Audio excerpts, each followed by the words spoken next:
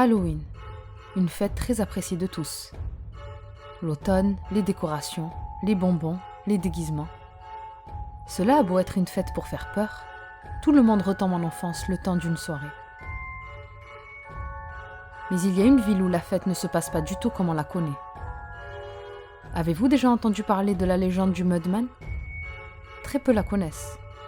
En réalité, les habitants de la région où elle est née ne veulent pas l'ébruiter. Voyez-vous, la ville de Cripston dans l'état de l'Iowa n'est pas tout à fait une ville comme les autres lorsqu'il s'agit d'Halloween. Pendant que le pays tout entier commence les préparatifs dans la joie et la bonne humeur, les habitants de cette petite ville se réunissent le soir du 25 octobre, soit une semaine avant le jour J, autour d'un grand feu allumé sur la place principale de la ville. Le maire anime la cérémonie sur une estrade en bois installée quelques jours auparavant. Tous les ans, il refait le même discours, le même que celui des maires précédents, rappelant aux habitants l'importance de maintenir les traditions, le devoir de chacun des descendants des 9 fondateurs d'accomplir leur mission. Une mission qui leur vient tout droit de leurs ancêtres. Le maire continue son monologue en racontant encore et toujours la même histoire que l'on a rabâchée à tout le monde depuis son enfance.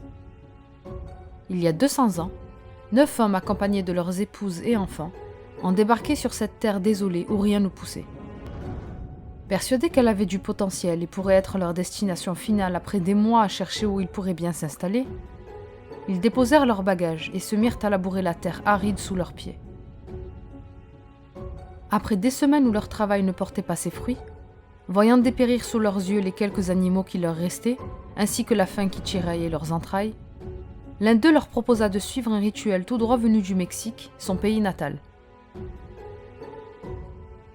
Les 9 hommes se réunirent la nuit du 25 octobre, et après plusieurs incantations prononcées d'une seule voix, ils scellèrent leur avenir en se taillant la paume de la main, laissant couler quelques gouttes de sang sur la terre aride.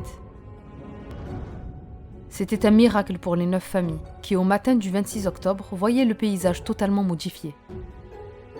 La terre était devenue complètement fertile, leur offrant la possibilité de vivre exclusivement de leurs récoltes, leur bétail trouvant aussi plaisir à paître dans les pâturages à perte de vue. Mais ce qu'ils ne savaient pas, c'est que ce rite avait un prix. Une semaine s'était écoulée lorsque le soir du 31 octobre, les hommes et les femmes paisiblement endormis furent réveillés par des cris. Ils se précipitèrent tous à l'extérieur de leur campement et virent une des tentes maculée de sang. Devant se trouvait un des fondateurs tenant dans ses bras ses filles, mais il manquait son fils. Il jurait sur ce qu'il avait de plus cher qu'une chose, ce qui ressemblait à un très grand homme sans visage, totalement recouvert de terre, comme s'il était fait de boue, a attaqué son campement et emporté son fils après l'avoir déchiqueté. 7 des hommes qui l'observaient se préparaient à aller à sa poursuite, lorsque celui qui leur avait parlé du rituel les en empêcha.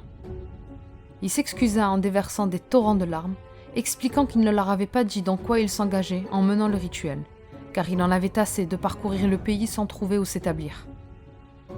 Ainsi, depuis que la terre avait goûté à leur sang, elle viendrait tous les 31 octobre prendre avec elle son dû, c'est-à-dire un des descendants des 9. Et cela ne servait à rien de fuir, car les conséquences de cet acte conduiraient à un sort bien pire que la mort pour tous. Évidemment, la perspective d'une créature sortie des entrailles de la terre n'enchantait pas les auditeurs qui furent horrifiés en apprenant cela. Mais en pesant le pour et le contre, ils se rendirent compte de la chance qu'ils avaient de vivre aussi bien dans l'époque qui était la leur. Ils mirent en place une stratégie, enfanter le plus possible afin d'augmenter les chances de reproduction et ainsi maintenir leur train de vie. Le Mudman n'apparaissait plus comme une menace, mais comme une bénédiction.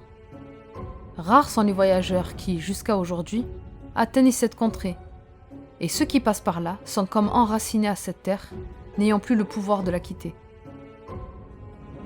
Ces nouveaux arrivants se joignent à l'une des 9 familles en épousant un ou une de leurs membres. Bien sûr, les détails sordides ne sont jamais mentionnés par les mères qui président les cérémonies annuelles. Ils n'ont jamais fait mention des bébés qui ont été laissés dehors dans le froid en attendant leur sentence.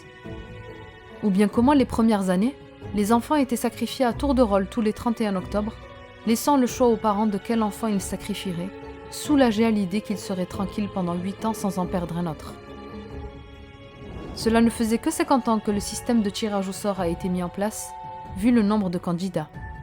Puis cela leur paraissait moins cruel que de laisser le choix aux parents.